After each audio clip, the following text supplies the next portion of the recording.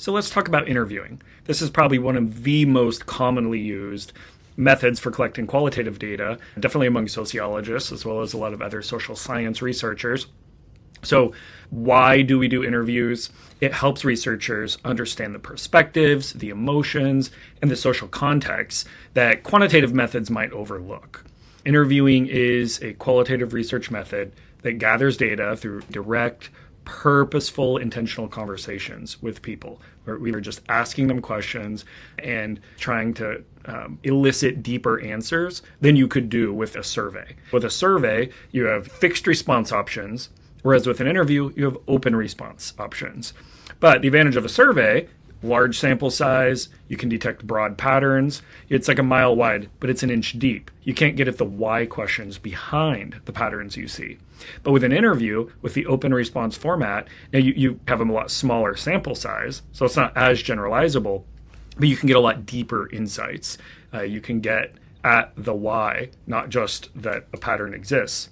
Sometimes they're used in tandem. Maybe you'll do a big survey, 1,000 people, and then interview a subset of them so that you can both establish a broad pattern and then try to elicit some of the deeper mechanisms or reasons that might be behind the pattern that you were able to detect. So what are types of interviews? I'll talk about 4 main types. 3 of them you can view as sort of in a continuum, from structured to semi-structured to unstructured. Let's talk about those 3 first. A structured interview is almost like a survey, just done orally, maybe over the phone, or somebody has got a clipboard, follows a strict script, asks the exact same questions, worded the same, in the same order. Now, why would you want something this strict when I just said one of the main benefits of interviewing is that you can get deeper, open-ended responses?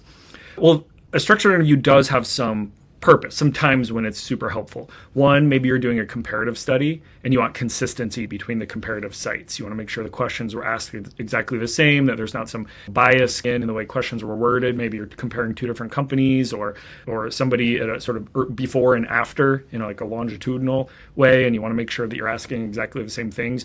Maybe you have an interview team, and so you want to make sure that no matter who the interviewer is, they're doing the interviews in a very similar way.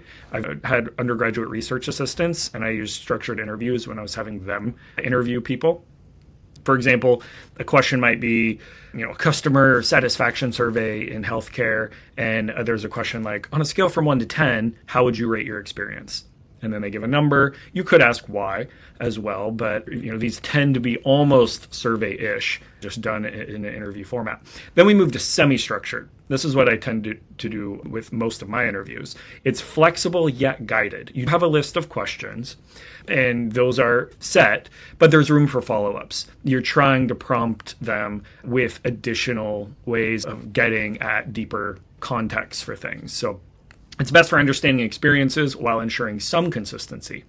For example, maybe you're studying the career paths of first-generation college students. You might ask, what challenges have you faced? And then you can ask, can you give an example as they talk? If there's something interesting, you can keep pursuing that, but then move back to the next question.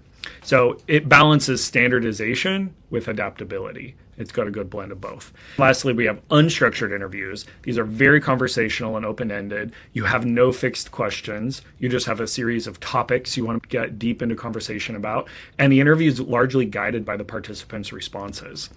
So it's best for exploratory research or trying to understand complex personal experiences. Sometimes they can be very long. Usually it's a very small sample size. Maybe you're, for example, studying cultural identity in immigrant families. And you start with saying something like, hey, tell me about your journey. It's super open-ended. It can go a lot of different directions. Now, the challenge is the data, the transcript you end up with is a lot harder to analyze. It takes really good coding skills. It also requires really strong interviewer skills. You have to be able to develop rapport and probe to really make sure you're getting these deeper insights. So those are the 3 that are on a continuum: structured, semi-structured, and unstructured. And the last type I want to mention is focus groups. These are interviews, but they're group discussions. They involve multiple participants engaging in a discussion. They're best for understanding collective opinions, different social dynamics, group interactions. If part of what you're trying to study is the way people interact with each other, maybe you have couples in there and you want to see how different couples talk when they're, around each other. Or maybe you're studying, politics. And so you've got some Republicans and some Democrats, and you're asking them questions about policy and want to see how they interact. People who are more shy, sometimes in a focus group, after someone else has broken the ice, they can be a little more talkative. If the group size is too big, some people shut down. Most focus groups are half a dozen people, give or take a few. You can get responses from multiple people quicker, because you can do one focus group with a handful of people in almost the same amount of time as one interview with one person. It does take some time to set up and organize, and usually need a second person there that's taking notes so that you can focus on asking questions and being engaged in the group dynamic. An example might be reactions to new product designs and marketing research. This is done a lot at companies where they'll do focus groups around products to get feedback. So the challenge, some voices may dominate. Some people are a lot more talkative than others, and it requires quite a bit more skill to moderate. Now, lastly, let's talk about a few key principles in writing good interview questions. So one, you want to use open-ended questions. Generally, if it's super structured, the interview, then maybe, you have a scale or something, but generally you want open-ended questions. For example, if you said, did you feel supported in college? Yes or no? That's not a great wording because they'll just give you a yes/no answer. You want to get a little deeper. So maybe you reword that. Can you describe a time when you felt supported in college? Right? This invites the participant to share a story rather than just confirming information. So use open-ended questions. Avoid leading questions. You want to prevent bias and skewed responses by the way you word things. So you would not say, for example, don't you think social media is harmful? Right? It assumes a kind of negative. Instead, you'd say, how has social media influenced your daily life? This more neutral phrasing ensures an honest, more unbiased response. Third, use probing questions that dig deeper into responses.